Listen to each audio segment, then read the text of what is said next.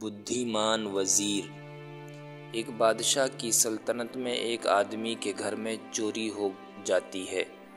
उस आदमी के 4 नौकर थे और वो चोरी उन चारों में से ही किसी एक ने की थी, लेकिन पता लगाना मुश्किल था कि इन चारों में से किसने चोरी की है, और वो आदमी नहीं चाहता था कि मैं इन्हें मारूं पीटूं। तो इस बात को उसने बादशाह के दरबार में बादशाह के सामने रखी कि मेरे घर में चोरी हो गई है और मुझे आप अपने चारों गुलामों में से किसी एक पर शक है कि उसने चोरी की है, और मैं बग़ैर मार पिटाई के चाहता हूँ कि मुझे पता चल जाए कि इन चारों में से चोर कौन सा है। तो बादशाह ने बीरबल से कहा कि इन चारों में से चोर का पता लगाओ बग़ैर मार पिटाई के।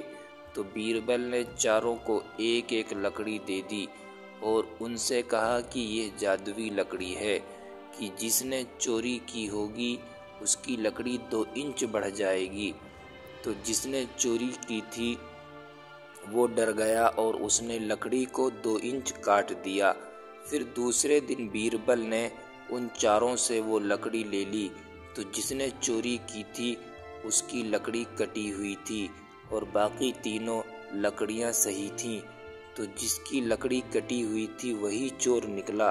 फिर बीरबल ने बताया कि यह कोई जादुई लकड़ी नहीं थी, ये साधारण लकड़ी थी। मैंने आजमाने के लिए तुम्हें ये लकड़ी दी थी। जो चोर होगा वो अपनी लकड़ी को ज़रूर काटेगा। तो देखा बीरबल की चालाकी को, उसकी चालाकी से चोर को आसानी से पकड़ लिया गया।